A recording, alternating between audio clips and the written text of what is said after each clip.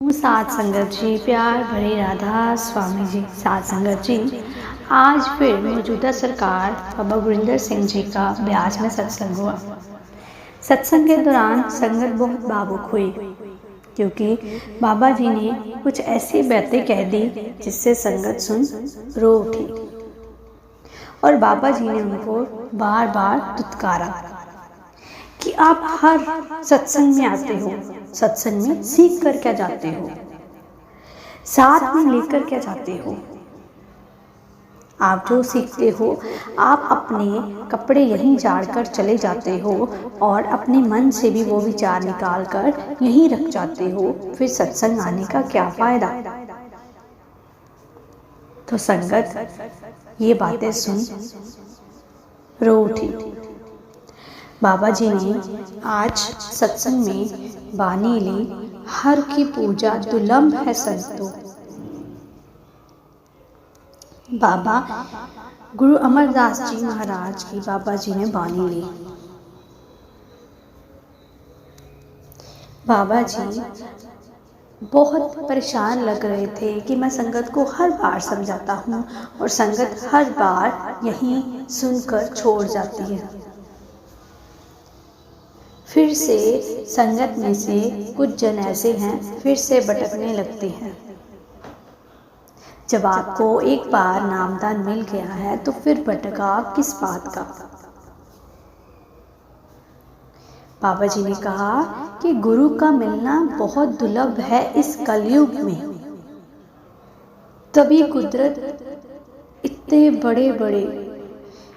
बड़े बड़े नुकसान हमारे हो रहे हैं। कुदरत को कुछ मंजूर नहीं हो रहा।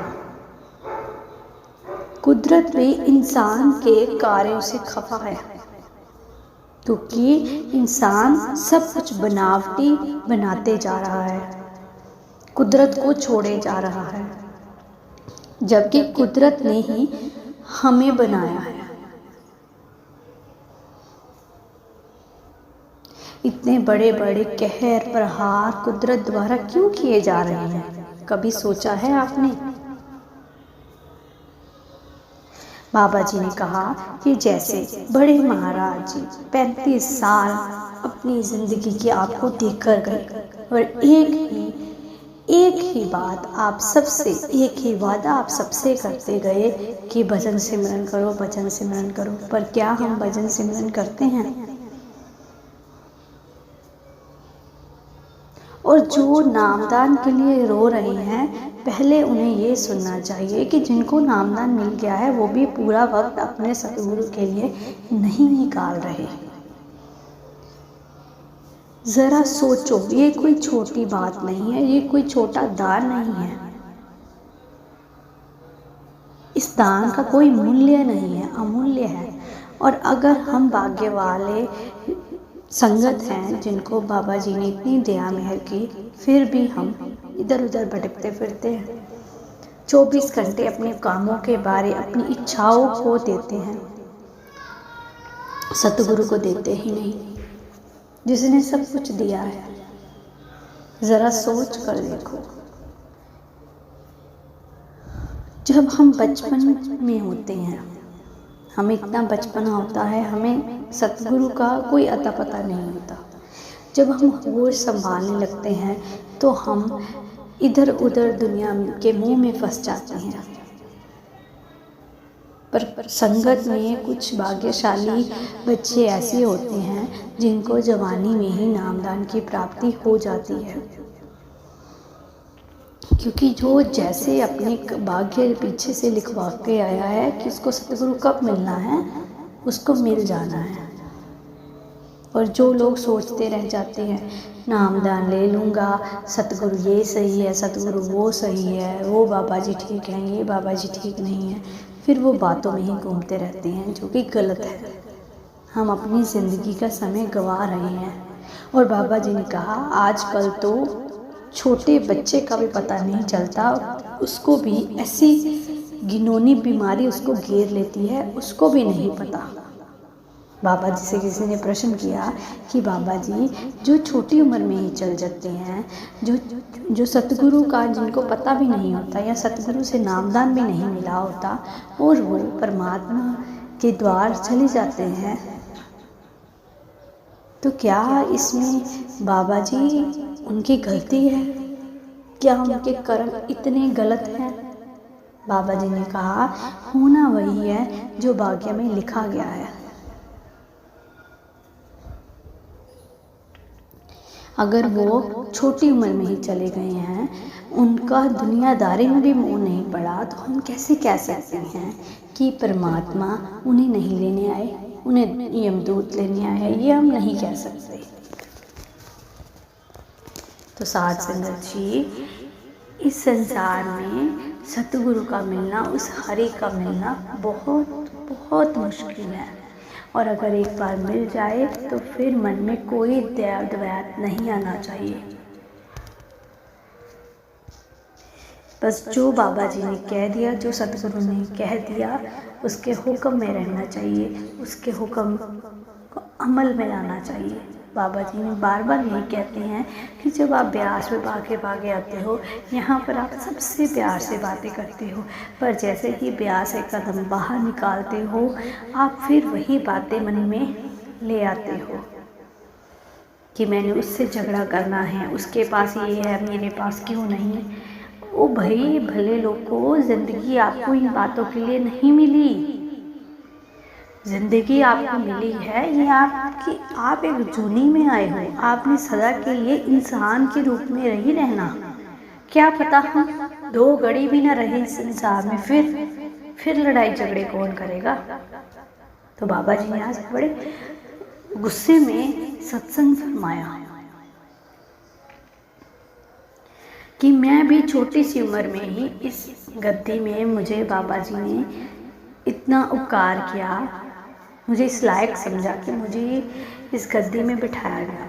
तब से लेकर आज तक तकरीबन 35 साल या 40 साल हो गए, मैं भी आपको एक ही बात कहता हूँ, आप बागे बागे सत्संग सुनने आते हो, बहुत खुशी की बात है, इसमें कोई दुख की बात नहीं है, कोई गलत बात नहीं है, क्योंकि सत्संग में वही जाता है जिसकी भाग्य में लिखा है, जिसको गुरु खुद बुलाता है।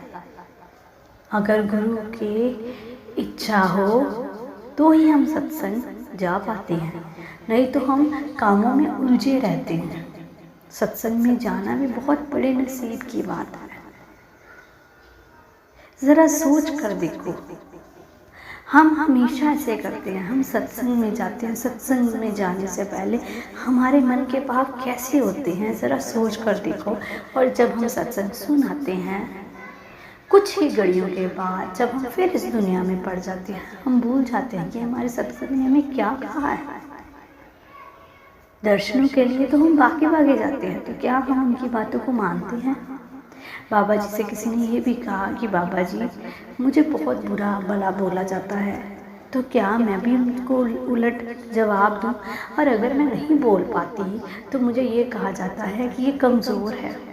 तो बाबा जी ने कहा कि तुझे तेरे सतगुरु पर भरोसा होना चाहिए।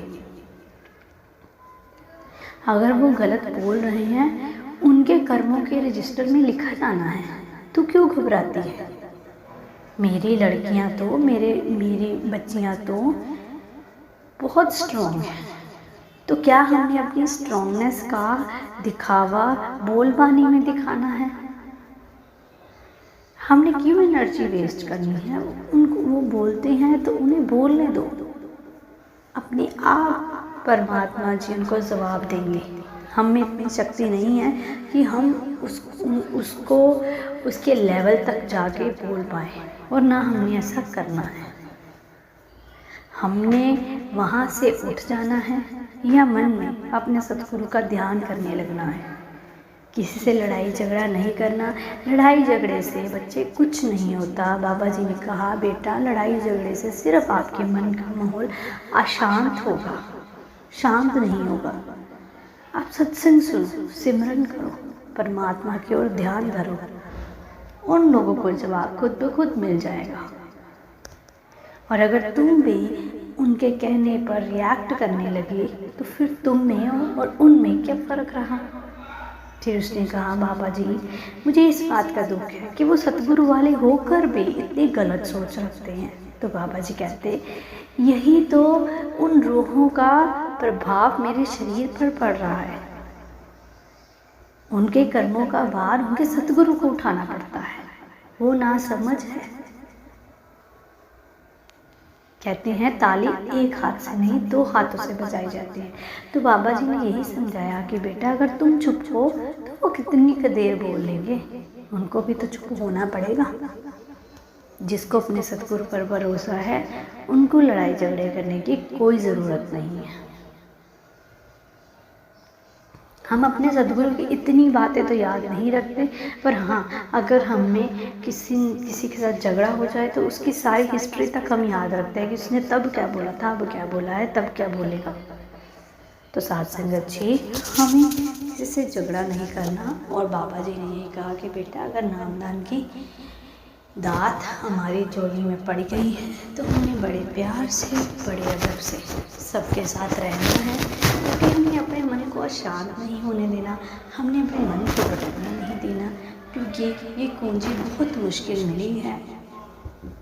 इस कुंजी को सजोने के लिए अपने मन को साफ रखो, अपने मन के बर्तन को खाली रखो, साफ रखो और सीधा रखो, जिसमें सिर्फ सतगुरु की वाणी डालो और सतगुरु की कही हुई बातों पर अमल करो। तो साथ संगत जी, आज का सत्संग बाबा जी ने बहुत ही प्यार से फरमाया और संगत को डांट भी लगाई कि मेरा दिया हुआ काम भी करके आया करो। क्योंकि जब जैसे अगर टीचर हमें होमवर्क देता है, अगर बच्चा स्कूल होमवर्क करके नहीं जाता, अगर बच्चा होमवर्क नहीं करके जाएगा तो क्या टीचर उसे पसंद करेगी? उसे पसंद नहीं करेगी। ठीक इसी तरह हमने अपने सतगुरु के अगर दिल से प्यार लेना है तो सतगुरु का दिया हुआ काम पूरा ज़रूर करना है। साथ संगत जी, आज का सत्संग आपको कैसा लगा हमें कमेंट कर ज़रूर बताएं और मेरे चैनल को लाइक करें, शेयर करें और सब्सक्राइब भी ज़रूर करें जी। राधा स्वामी जी।